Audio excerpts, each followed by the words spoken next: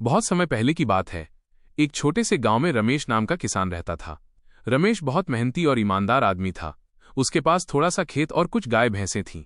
वो अपने परिवार के साथ खुशहाल जीवन बिता रहा था। रमेश के पास एक वफादार कुत्ता भी था जिसका नाम शेरू था।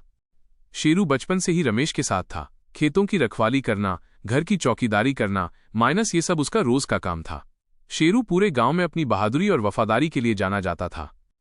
एक दिन की बात है, रमेश खेत में हल चला रहा था और उसकी पत्नी घर का काम कर रही थी। उनका छोटा बच्चा आंगन में खेल रहा था। तभी पास के जंगल से एक भेड़िया गांव की तरफ आ निकला।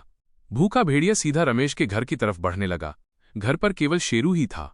जैसे ही उसने भेड़िए को देखा, वो जोर जोर से भौंकने लगा। उसकी आवाज सुनकर बच्चे की मां दौड़कर बाहर आई, लेकिन तब तक भेड़िया और भी नजदीक आ गया था। शेरू तुरंत भेड़िए की ओर लपका और उस पर हमला कर दिया। दोनों में भयंकर लड़ाई होने लगी। भेड़िया बहुत ताकतवर था, लेकिन शेरू अपनी पूरी जान लगाकर लड़ रहा था। आखिरकार शेरू ने भेड़िए को भागने पर मजबूर कर दिया। भेड़िया जंगल की ओर भाग गया और बच्चा सुरक्षित बच गया।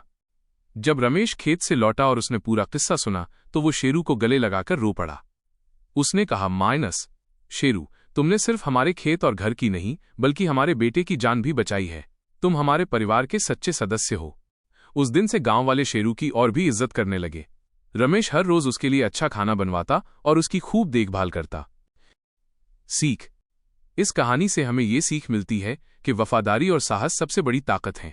चाहे इंसान हो या जानवर, सच्चा साथी वही है जो कठिन समय में साथ दे।